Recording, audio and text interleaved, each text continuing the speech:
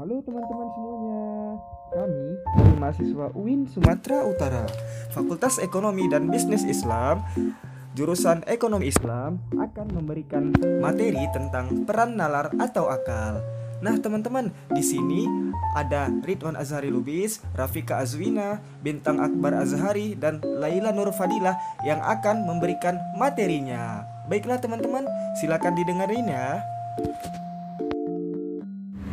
Pengertian akal. Kata akal berasal dari bahasa Arab, yaitu al-akal, dari bentukan kata akala yakilu akalan, yang bermakna fahima wa tabara atau faham, memahami dan menghayati, merenungkan dengan dalam.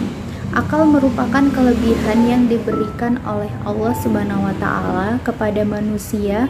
Dalam surah Al-Isra ayat 70, Allah Subhanahu wa taala berfirman yang artinya, "Dan sesungguhnya telah kami muliakan anak-anak Adam, kami angkat mereka di daratan dan di lautan, kami beri mereka rezeki dari yang baik-baik, dan kami lebihkan dengan kelebihan yang sempurna atas kebanyakan makhluk yang telah kami ciptakan."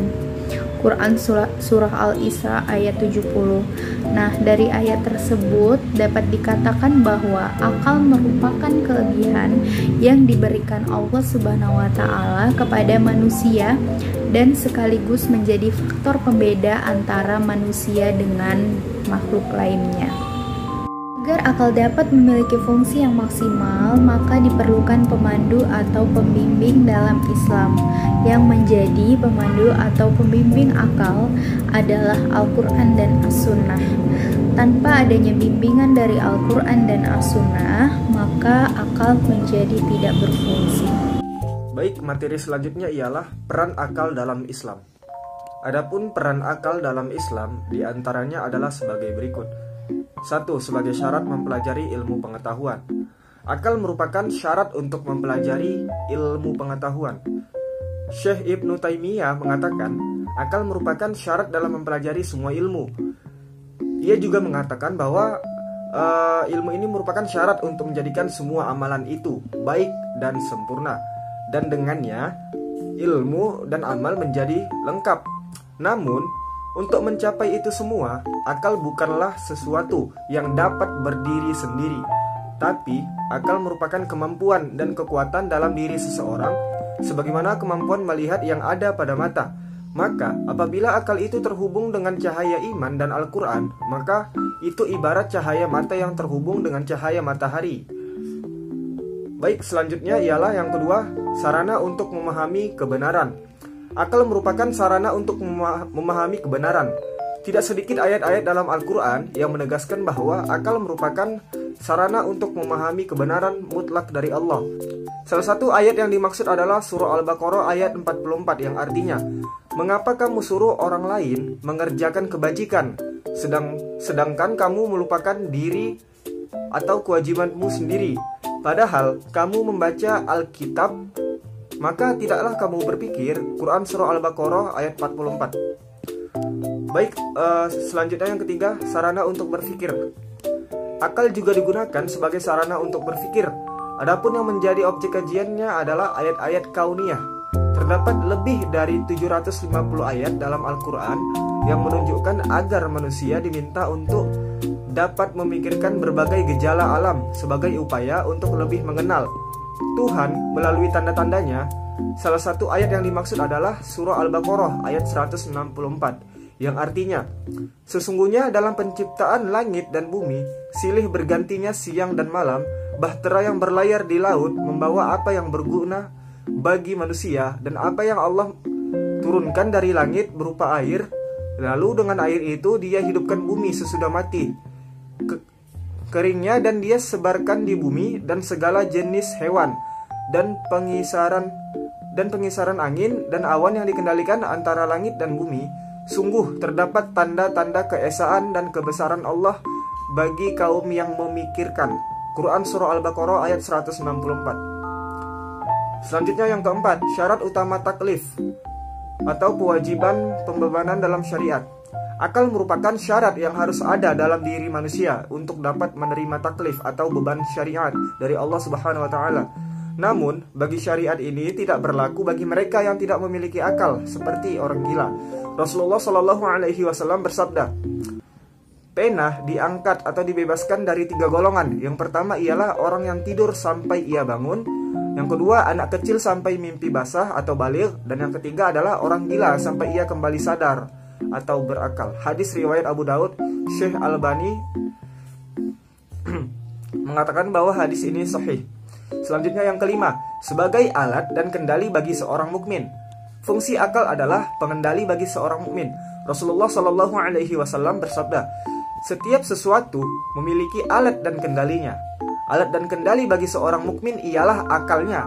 Setiap sesuatu memiliki keutamaan. Keutamaan seseorang ada pada akalnya. Setiap sesuatu memiliki puncak. Puncaknya adalah ibadah. Setiap kaum pasti memiliki pemimpin. Pemimpin para ahli ibadah adalah akal. Setiap orang kaya pasti memiliki harta. Harta orang-orang yang bersungguh-sungguh adalah akalnya. Setiap yang runtuh adalah bangunan. Bangunan yang paling megah di akhirat adalah akal. Setiap perjalanan yang ditempuh pasti terdapat tempat persinggahan. Tempat persinggahan para muslimin adalah akal. Nah, selanjutnya yang keenam, sebagai pencegah. Akal berfungsi sebagai pencegah. Dalam artian, akal mencegah manusia mengikuti hawa nafsunya. Hal ini merujuk pada penyebutan akal dengan menggunakan istilah hijr dalam Al-Quran yang mengandung arti sebagai pencegah. Dalam Al-Quran surah Al-Baqarah ayat 284, Allah Subhanahu wa taala berfirman yang artinya, milik Allah lah segala apa yang ada di langit dan apa yang ada di bumi. Jika kamu menyatakan apa yang ada di dalam hatimu atau kamu menyembunyikan, niscaya Allah akan membuat perhitungan dengan kamu tentang perbuatanmu itu. Dia mengampuni siapa yang Dia kehendaki dan menyiksa siapa yang Dia kehendaki. Allah Maha Kuasa atas segala sesuatu. Quran surah Al-Baqarah ayat 284. Nah, di ayat tersebut memerintahkan manusia untuk selalu mengawasi, meneliti, dan merasakan apa yang ada di dalam hatinya. Jika sesuatu dengan perintahnya, maka manusia diperintahkan untuk memelihara dan menghidupkan nafs itu agar menjadi amal perbuatan baik. Namun, jika sebaliknya, maka Allah Subhanahu wa taala memberikan ganjaran yang setimpal. Selanjutnya, saya Laila Fadila akan menjelaskan mengenai pendapat Al-Ghazali tentang nalar atau akal. Menurut Al-Ghazali, akal adalah salah satu dimensi terpenting pada diri manusia, di mana akal ini adalah alat berpikir yang telah memberikan andil besar terhadap alur kehidupan manusia, mempolakan hidup, dan mengatur kehidupan secara esensial. Klasifikasi tentang akal ini menurut Al-Ghazali, jika dilihat dari segi potensi dan kadarnya, akal ini terbagi atas beberapa macam. Yang pertama itu ada akal praktis. Akal praktis merupakan saluran yang menyampaikan gagasan-gagasan akal teoritis kepada daya penggerak sekaligus merangsangnya menjadi aktual.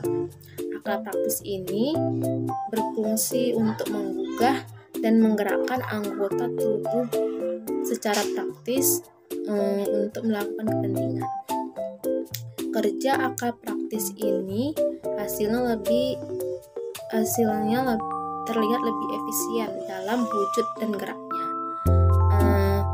Bahkan dapat memotivasi secara langsung oleh anggota tubuh manusia dan dapat melahirkan pengetahuan yang praktis.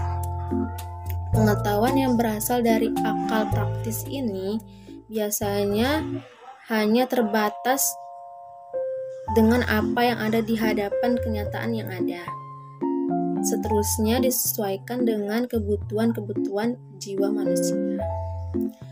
Akal praktis ini merupakan hal yang penting bagi manusia, seperti perkembangan kreativitas, dan penerapan akhlak dalam diri seseorang. Akal teoritis. Akal teoritis adalah berfungsi untuk menyempurnakan substansinya yang bersifat imanteri dan abstrak.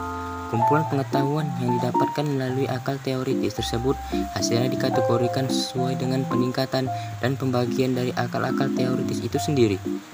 Dalam hal ini, Al-Ghazali membaginya dalam 4 tingkatan. Yang pertama, akal hayulani atau akal material.